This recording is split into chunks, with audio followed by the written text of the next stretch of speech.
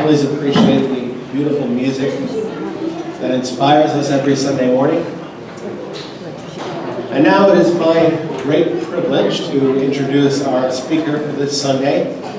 The man I'm introducing holds a PhD in theoretical physics. He studies cosmology. He is a management consultant from Princeton, New Jersey. He's my brother, Godfrey Miller. Please put your hands together.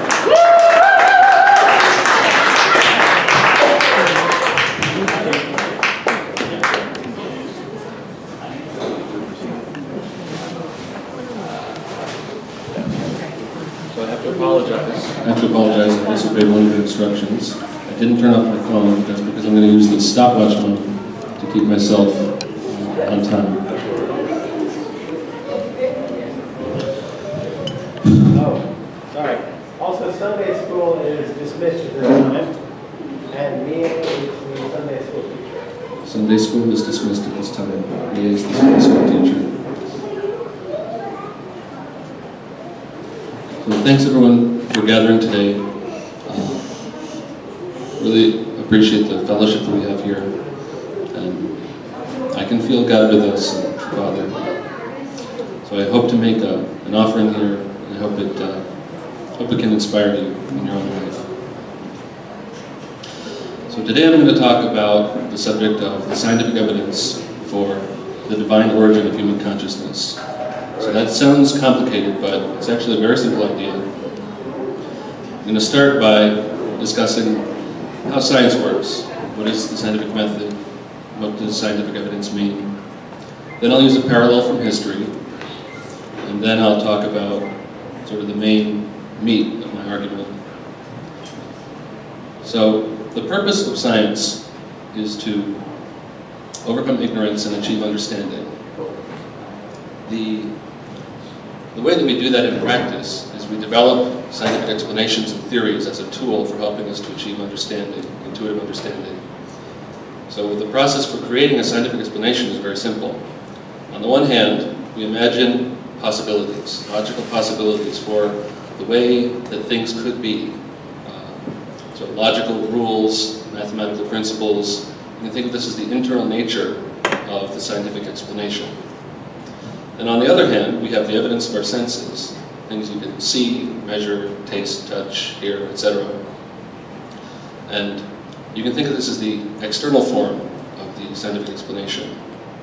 And the way that you create a good scientific explanation is you bring harmony between, on the one hand, the logical rules, the internal nature of the explanation, and the physical experiments, the external form of the scientific explanation.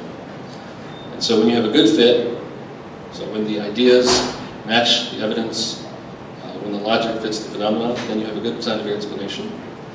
But science is always in flux. Sometimes you've got more than one idea you're considering. Sometimes none of the ideas quite fit.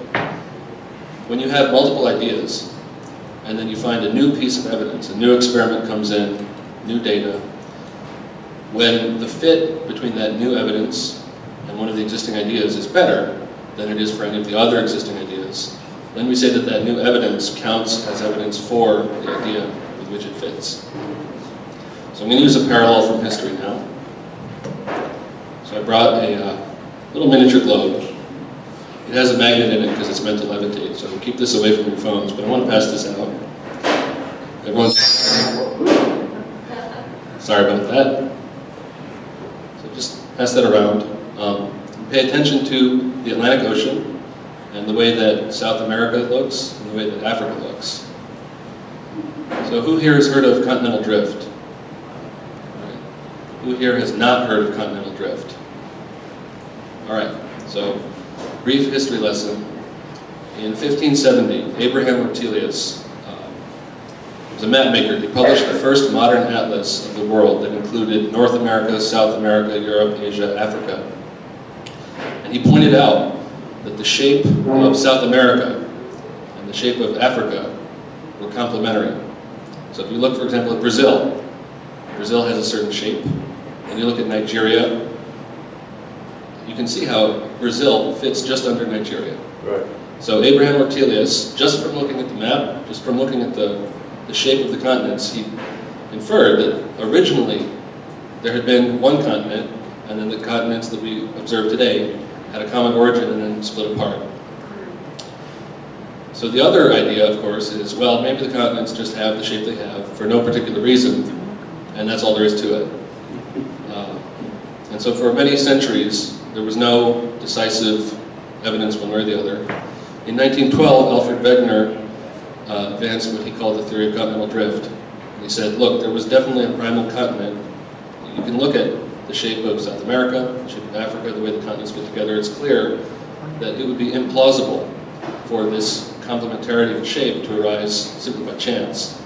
And he didn't just look at the shape, he also looked at the fossil record, geological structures, and he found the correspondence. So you look at the fossil plants in Brazil and the fossil plants in Nigeria, they look like the same fossil species from 300 million years ago or whatever. But even with that evidence, which is, I think, strong evidence for the hypothesis of a common origin for all the continents, people denigrated Wegener, they made fun of him, they didn't take him seriously, but the evidence came in and came in. In the 50s and 60s, more evidence accumulated until finally in the 60s, I think, people actually witnessed seafloor expansion. So they actually witnessed the process by which the continents spread apart over time. I think the motion between the continents, the Atlantic Ocean is spreading apart by like 2.5 centimeters per year, so it's quite slow.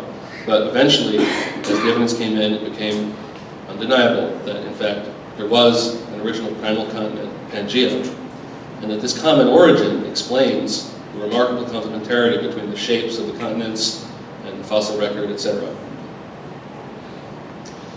And so, I hope just from looking at the map, you can see how the fact that these things, these continents, they have a complementary shape, that is strong evidence for the idea that there was a common origin.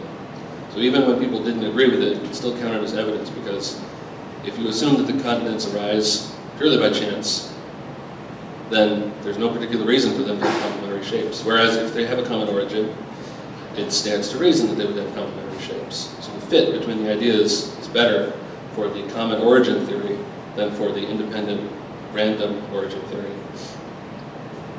So that brings me to the scientific evidence for the divine origin of human consciousness. So Eugene Wigner was a great physicist, Nobel laureate. He worked with your father on ICUS for a number of years. He wrote a great essay about the subject of the unreasonable effectiveness of mathematics in the physical sciences. And I won't go into all the details, but we have physical theories now, such as quantum electrodynamics, where the level of accuracy, the level of fit between pure ideas and experiment is almost incomprehensible. So if you imagine the distance between Philadelphia and, say, Los Angeles, thousands of miles. Imagine being able to pinpoint distances between here and there to within less than the thickness of a human hair. So that's the level of precision of this theory of quantum electrodynamics. If you want more specific details, you can look up I think it's called the magnetic moment of the electron. Dirac and Schwinger, Feynman, Sinditoro Tomonagi, these guys worked on calculating quantities in quantum electrodynamics. But anyway, without going into the details, Wigner pointed out that there was an incredible correspondence between the structure of pure human thought and the structure of physical reality. And he summarized his essay by saying that I'll just read the quote. I wrote it down because I can't put it any better than he did. The miracle of the appropriateness of the language of mathematics for the formulation of the laws of physics is a wonderful gift which we neither understand nor deserve. We should be grateful for it and hope that it will remain valid in future research. So now I'm going to present two ideas for the origin of human consciousness. We're going to compare which one has a better fit to the fact that people can do science so well. So according to modern cosmology, the observable universe, we can trace it back in time maybe 13, 14 billion years roughly. So about 13 billion years ago, the first chemical elements formed. About 5 billion years ago, a giant cloud of hydrogen gas collapsed, forming our sun and the planets, including Earth. About 4 billion years ago, the first life forms came on the scene. And then about 1 million years ago, so a blink in geologic, cosmological time, about 1 million years ago, Homo sapiens made their appearance. About 5,000 years ago, people started working on formal mathematics. I mean, maybe they did earlier, but we don't have a record of it. About 300 years ago, Isaac Newton published his Principia Mathematica. And then it was only about 100 years ago that we encountered definitive evidence for subatomic particles such as the electron, proton, neutron, etc. And again, it was only about 100 years ago that we acquired definitive evidence for the existence of galaxies outside the Milky Way. So it's only in the last 100 years or so that we have had interactions with subatomic particles in the very small and galaxies outside the Milky Way in the realm of the very big. And yet, Wigner would point out that we have two theories which were developed very rapidly around the same time as these observations were made, even preceding them to some extent. So we have the theory of quantum mechanics for describing very small things, and we have the theory of general relativity for describing very big things.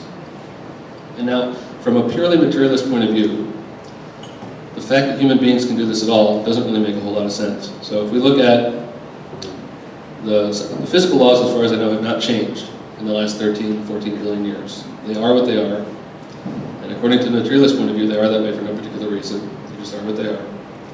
And then the structure of human consciousness developed about 1 million years ago, and according to the principle of natural selection, the most we can expect for a creature is that it will be able to survive in its environment.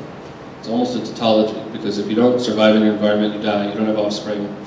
And so when we look at a bird flying or a fish swimming, I might see a miracle of God's creation, but a materialist scientist would say, well, you know, they're just attuned to their environment. Over millions of years, all the birds that couldn't fly died, and all the fish that couldn't swim died. And so now it looks like they're really good at what they do, but it's just natural selection at work. And you might say, okay, but if you take that fish and you throw it on land, it will just die. It's not going to survive in an arena that it wasn't, that's different from its ancestral environment, or at least radically different. If you take a bird and you pull it underwater and hold it there, it won't survive either, because again, it's outside of its natural environment. And so, according to the materialist point of view, human consciousness developed, let's say, on the savannas of Africa, 1 million years ago. And it's reasonable from the point of view of natural selection to believe that our consciousness is good at solving problems that were immediately present in that environment. So gathering food, throwing rocks, killing large animals, this sort of thing. Natural selection says human beings are just hairless apes, and it's reasonable to expect that we can interact with our environment and survive, because if we couldn't do that, we would have died out long ago. But beyond that, there's no reason for us to be able to survive in an environment radically different from our ancestral one.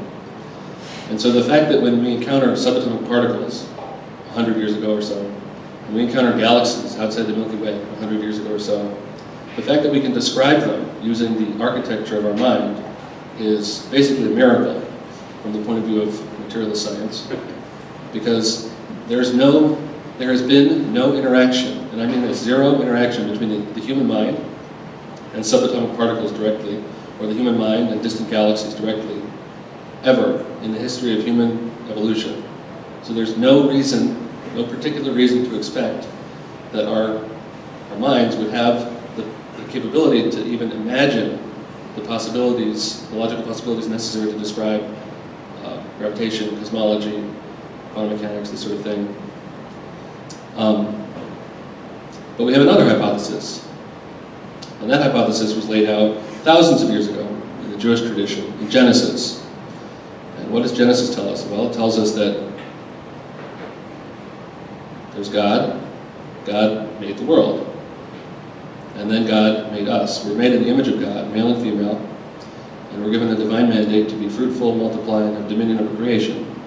And so from this point of view, there is a common origin for the structure of physical law and the structure of human consciousness. So let's think about that for a second.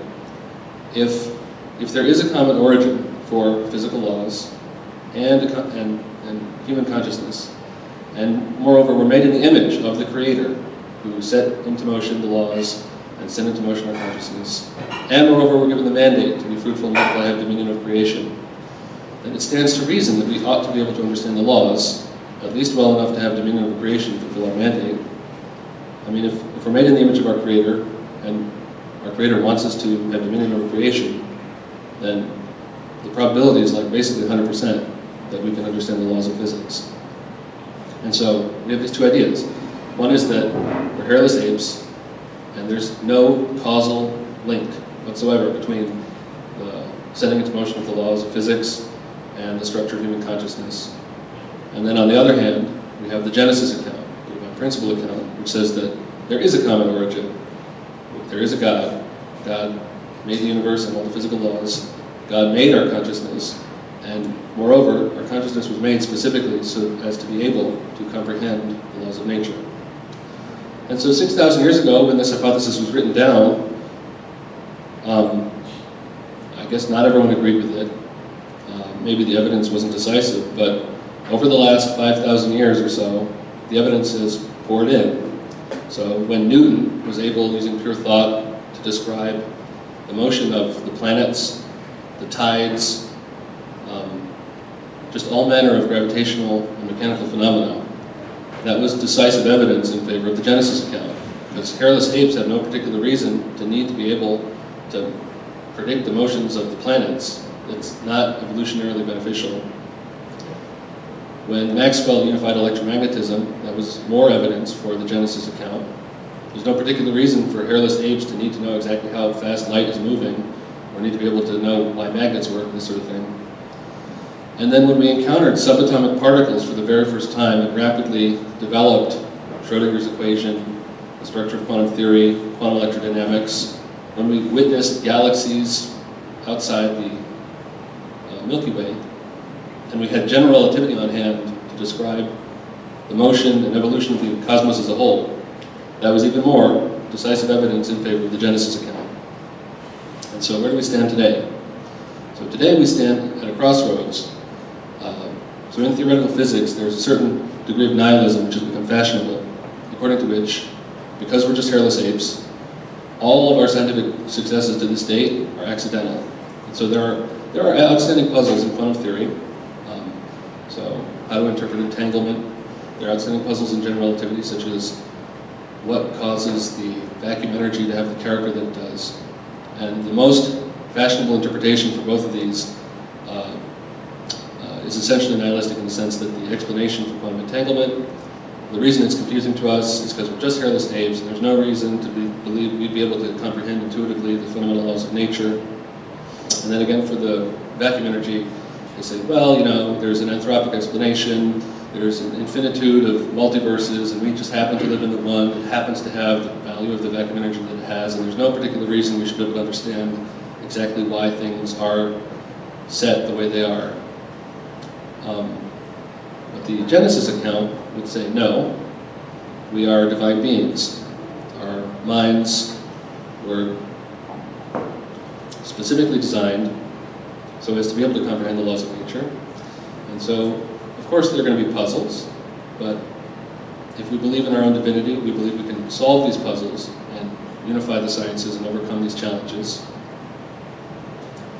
And so I think the practical applications in our own lives for this sort of thinking is that if you believe you're just a hairless ape, and we're just random byproducts of a collapsing ball of hydrogen gas, then maybe there's no particular reason to believe that you could solve the greatest mysteries of the universe, or even bring world peace, or anything like that. But you know, people who are materialists still have the courage to move on. There are many great people throughout history who have nonetheless moved forward in spite of this fundamentally nihilistic outlook. But I would argue that the Genesis account is maybe a little bit more encouraging. So if you don't have to believe it if you don't already, but if you at least embrace the possibility of your own divinity, if you embrace the possibility that your own consciousness, your being, has a fundamentally divine origin, then I think that will also allow you to embrace the possibility that challenges that seem insurmountable will, in time, given enough effort and intelligent creative thought, prove to be tractable and solvable. And so, you know, this point of view doesn't mean we're just going to solve all the problems today, but what it might do is bolster our courage that we can ultimately solve these problems. So whether it's in physics or world peace. I think the evidence is on the side of the Genesis account, and I think if we take that evidence seriously, then it should help us as we make the leap to faith in our own divinity. And yeah, so then the resolution of all the historical problems can begin with each of us individually as a divine being. All right, let me see how I'm doing with time. All right, so I'm under 20 minutes. Any questions? One in the back. How would you apply what you explained to medical research, medicines, developed for conditions? Well, I'm not an expert on medical research, but I would like to point out that there are different paradigms for treating diseases. Some of them rely on destructive methods, and other methods rely on, how should we say, helping the body do what it needs to do kind of on its own with a little assistance. So cancer is a good example. One of the original paradigms for the treatment of cancer was surgery, just cut it out. Another paradigm for the treatment of cancer is chemotherapy. Take harmful chemicals and just blast it. And maybe that's necessary sometimes. But then there's another approach where I think observations have been made throughout history, since at least the Roman Empire, that sometimes when a person who had cancer got very sick with some other illness, then their cancer would miraculously resolve. And there was no known explanation for that until in the last century it's become increasingly clear that your body's immune system can actually attack and destroy cancer. And then when cancer becomes a problem, one reason why that might be is because the immune system is not identifying and destroying the cancer as it ought to. And so by thinking not in terms of a purely nihilistic outlook, but in terms of, the body is pretty miraculous, and if we just help it do what it ought to be doing anyway, maybe we can get better results. There's been breakthroughs in immunotherapy in cancer treatment, and we have, I'm sure, many of us have personal experience with the benefits of immunotherapy in tandem with surgery and radiation, chemotherapy where appropriate. But by working with the body instead of directly against it, we can achieve better results. And so I think that's one of the goals of modern cancer research, is to really harness the immune system using CAR T-cell therapy, and other monoclonal antibody therapy and other methods. I think you said it, but when was the theory of tectonic plates finally accepted? How did they come to the conclusion? So I think it was in the 60s. I think Wikipedia is a good starting point. What I remember is that, throughout, since 1570 at least, many people have made the observation that the shapes of the continents are complementary. And then Wegener presented fossil evidence, and geological evidence for the common origin of the continents and the primal continent. But I think, according to Wikipedia anyway, the theory of continental drift, or plate tectonics as it's now called, was finally accepted when they actually observed seafloor spreading, where, I guess just to summarize it, I'm not an expert, but you see like lava coming up from the ocean floor and spreading out the tectonic plates and forming new land on both sides. And this happens all underneath the ocean.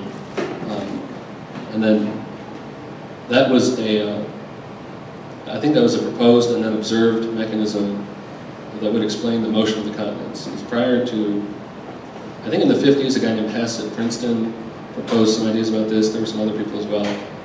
Wikipedia really would be a good starting point. But once they observed a mechanism for how the continents would drift apart, then I think it was pretty decisive after that. So maybe 1962-ish. How many years was that apart? So 1570 to 1962, almost 400 years. So it took almost 400 years before the people who doubted the common origin were eventually overwhelmed by insurmountable evidence of the common origin. There is a research relating to the function of the body, like the cancer is somewhat relating to the inactivate of the cell, or the cell are died. And they believe that it generates the heat and to make the circulation for every part of the body can prevent the cancer. What is your opinion? So I'd like the expertise to weigh in on that. I can only speak from personal experience, which is that... Can you repeat the question? Well, it's a question about a theory of cancer that I really can't address. I don't have the expertise. All I can do is speak from experience that immunotherapy works, and then when immunotherapy works, it doesn't always work, but when it does work, it's a lot better than radiation or surgery. It's less harmful, less invasive, and it harnesses the power of the body's own immune system to combat the cancer. I want to thank you for your service. I really felt that you explained the format from a physical point of view, and you get into a metaphysical, which is like a spirituality of how all these things come together. So I'm really amazed about the mind, how much the mind can grasp all these different facets, like science, theology, and exploration, how much they're inspired, by a metaphysical world that is still pioneering. And I know your mother talked a lot about that, how much spirit wants to bring to us a lot of insight. But depending on the time that we can receive it, helps us to understand, like, the invention of the Titanic plates. Everything becomes like an important time.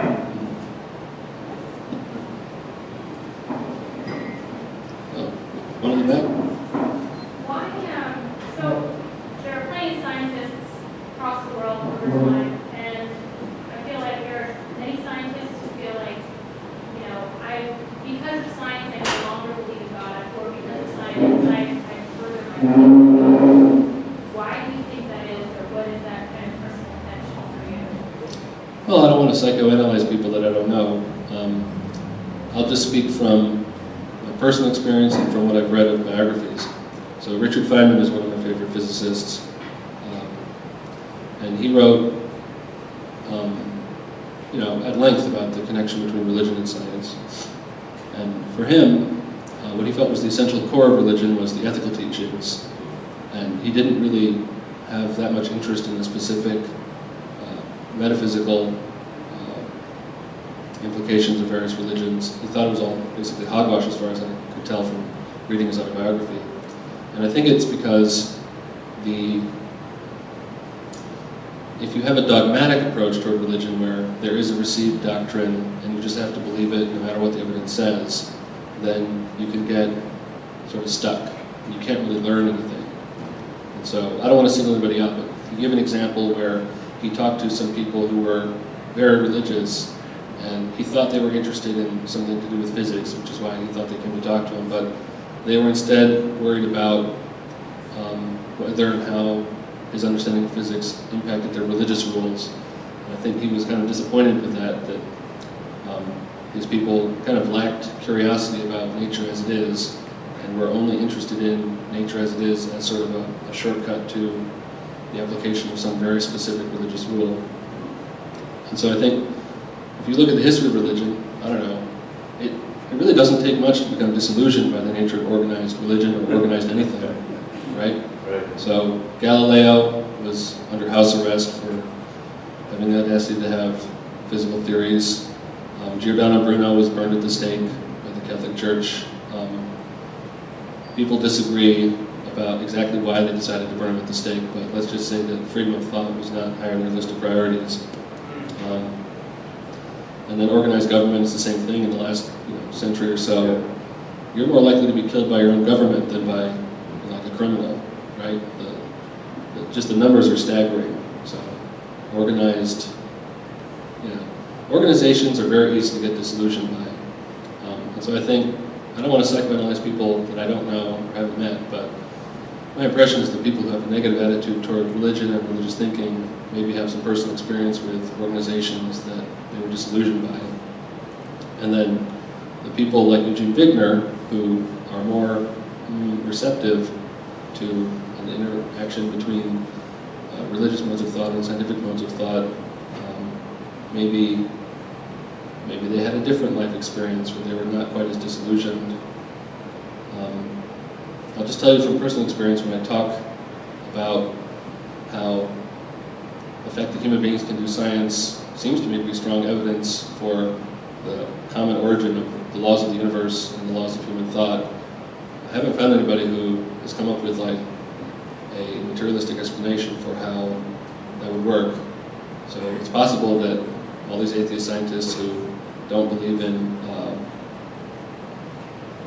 who don't like religion or don't believe in it, maybe they haven't heard this argument before.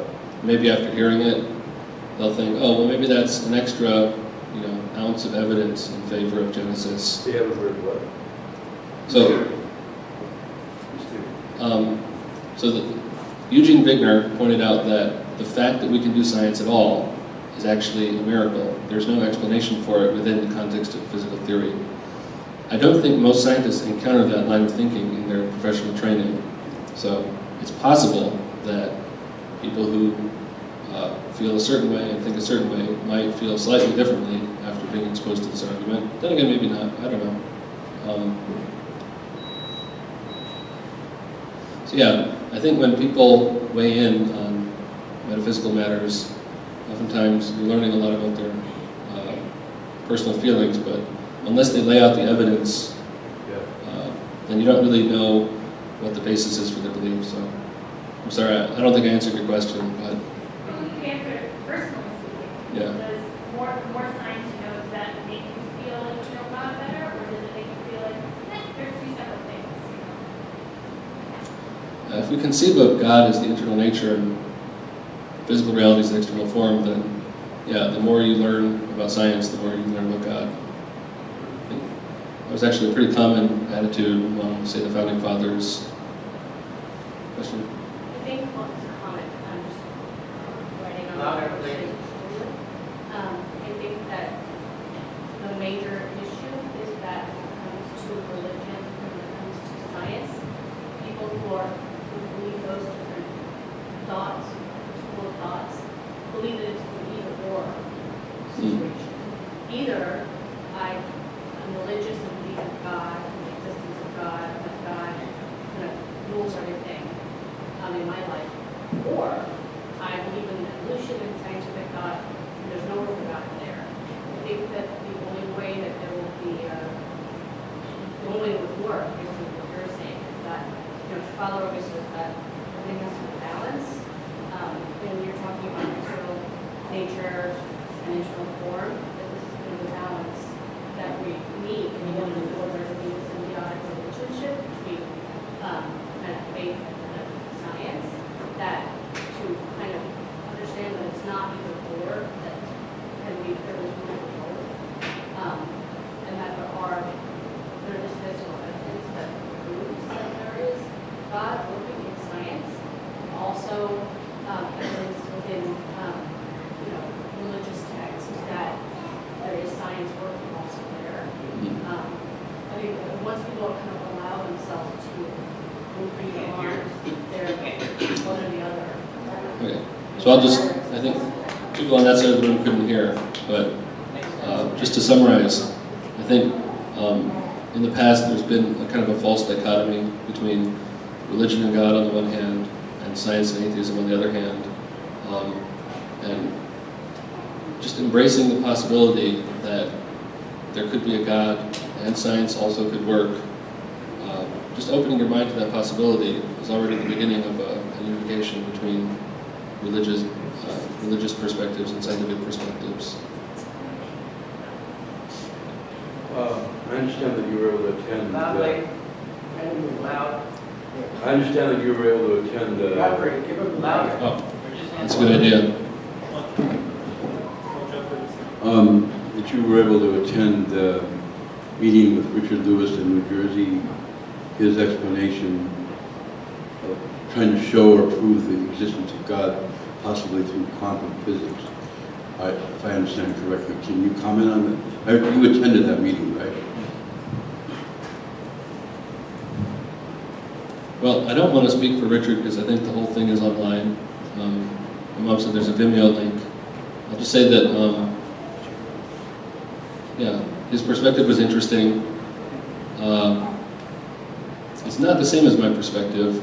So, just to speak for what I believe that there is no metaphysical randomness, and so the probabilistic aspect of quantum mechanics is simply an artifact of incomplete information. And this is not an idea that's unique to me. Timothy Boyer, who's a physicist back in the 70s, published a paper where he argued that you could understand, for example, quantum electrodynamics using purely classical methods that don't rely on some sort of weird intrinsic randomness that's built into nature.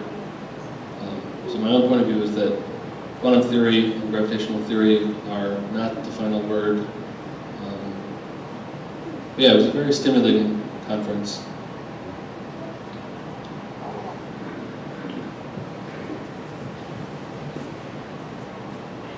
Just to support your comments about the reasons why some scientists reject God, Richard Dawkins, who's a champion of materialistic, atheistic, evolutionary theory, is on record as saying, even if God existed, he would still oppose that idea because he hates religion so much.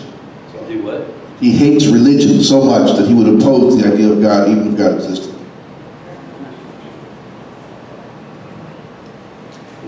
I'm not too keen on string theory either, but I wouldn't. Go ahead. I wouldn't oppose. If I had some sort of definitive proof that string theory were true, I wouldn't oppose the creation of string theory departments. Yeah, I think people have various reasons for affirming or denying various propositions.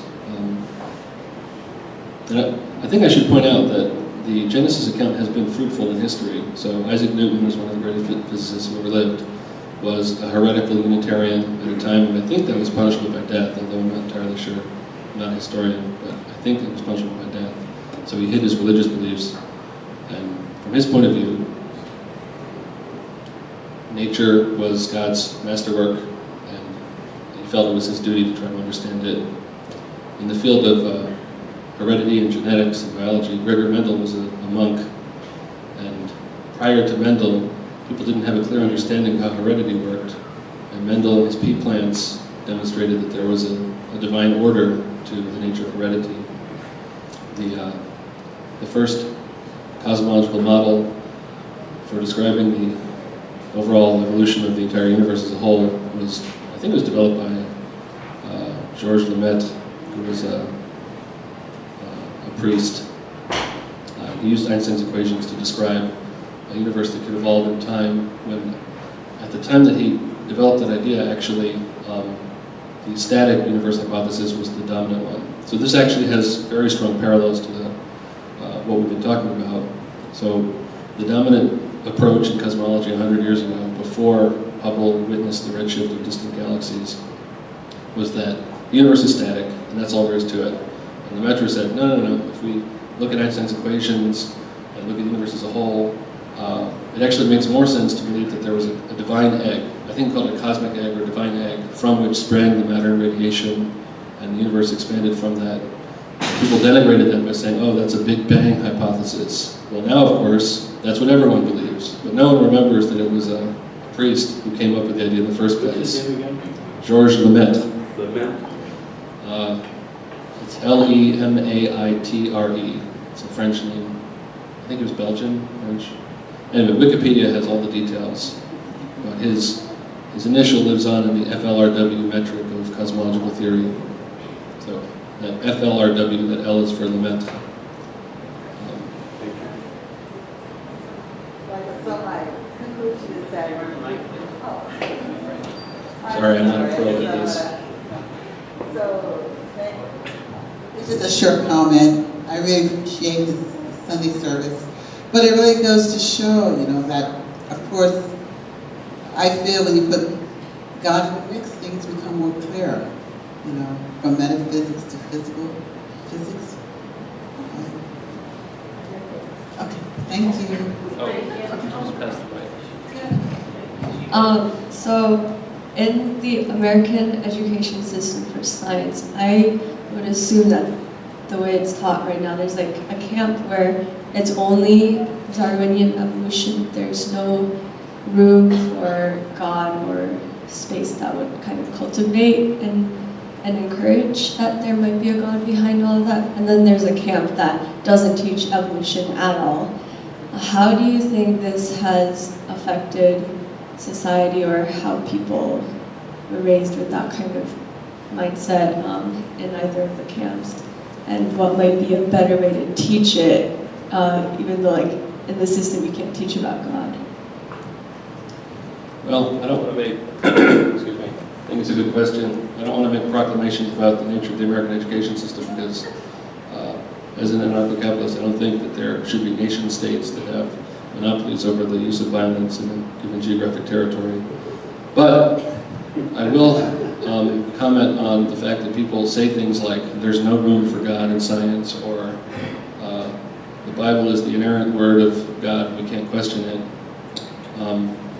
So the divine principle teaches us that truth itself is eternal, unchanging, and absolute, but that any book you read is at best a textbook leading you toward the truth, depending on your level of preparation. So when I read a book that was written 100 years ago by Albert Einstein, I think it's interesting, and I like the ideas, but I don't treat it as some sort of unalterable truth. At best, it's pointing in the direction of truth. So the Bible, I've taken the Genesis account very seriously, but I don't think it's fruitful to take it too literally before the evidence has come in. So for example, people thought that, people say the universe was made, or Earth was made in 6 days. I don't know where they get that from, because the language of Genesis, from my point of view, is rather poetic. I don't know if it's meant to be taken literally. But if you actually look at the order of events in the creation story, I'd like to point out that light is created before the sun and the moon.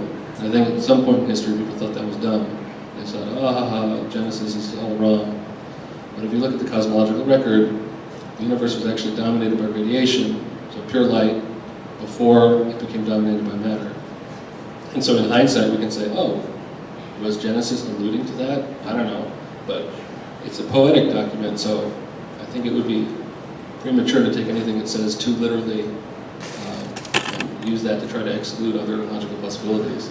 And when it comes to natural selection is a tautology, right? If you don't survive and you don't reproduce, you're not going to have kids, and whatever makeup you have will not get transmitted to the future.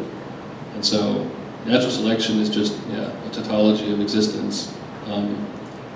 The fact that things appear to change over time seems pretty reasonable. I don't know why people say there's no room for God, because if you're a computer programmer, you can use evolutionary algorithms, and you are an intelligent creator creating things using evolutionary algorithms.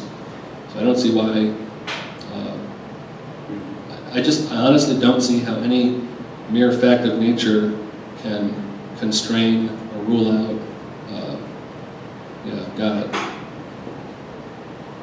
So I don't know, I think if people were just a little more open-minded, we wouldn't have all these huge cultural conflicts where some people say, there's no room for God, or the Bible is the inerrant word of God. Like, well, maybe, maybe not, maybe something else is true. Maybe it's not the full story. Great. All right.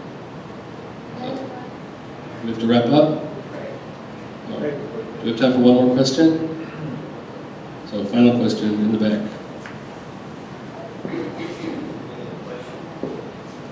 I heard you speak about it before, but could you say maybe what parts of divine principle make you inspired in your work on physics? So my favorite part of the principle is the principle of creation, because I think it's a metaphysical truth. So think of it this way: if you want to create something, the starting point is always a subjective ideal purpose. Like, why am I making this thing? What do I want it to be used for? So the starting point is always purpose. And then, well, how do you make something that's real out of just a purpose? You can't do it. You need an internal nature and an external form. The internal nature is the logical design of the thing you're creating, and the external form is the material into which you're embedding the design. And when the harmony between the design and the material and the purpose is good, then you have a product that works. And so I think the principle of creation is a metaphysical truth in that whenever you create anything, what you're doing is you're embodying a purpose by embedding a design into some materials. So anytime you're going to create anything, whether it's a physical theory or a song, a car, whatever, you can think about what is the purpose, what is the design, what are the materials, and it helps me. All right, so now I think we have to pray. Thanks very much.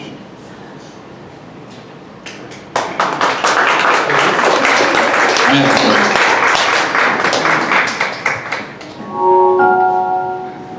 What's that?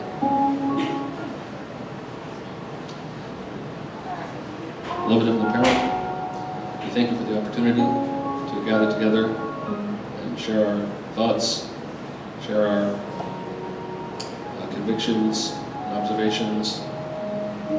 Thank you for the opportunity to gather in fellowship and reflect on the nature of the creation you've gifted us with, to reflect on the nature of the divine intelligence you gifted us with. And we hope that this can inspire us to do your will in all other aspects of our existence, whether we're trying to bring peace in our own lives, in our own families, in our own communities, or whether we're trying to, well, the point is, regardless of what it is specifically, we hope that we can be doing your will. And all that we do, we hope that our time together here today can inform and inspire us as we go and do your will elsewhere in the world today and tomorrow and every day. We pray for the victory, unity, health, and success of all heavenly peoples.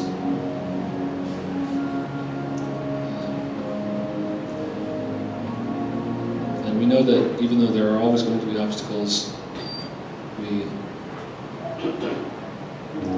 we're taking the leap to faith that we can in time overcome them in accordance with your providence and restoration. We thank you for all of your many blessings. And I pray all this in the name of Godfrey Miller. And Lord bless your family, John Good, and everyone here as well. Aju. 아주.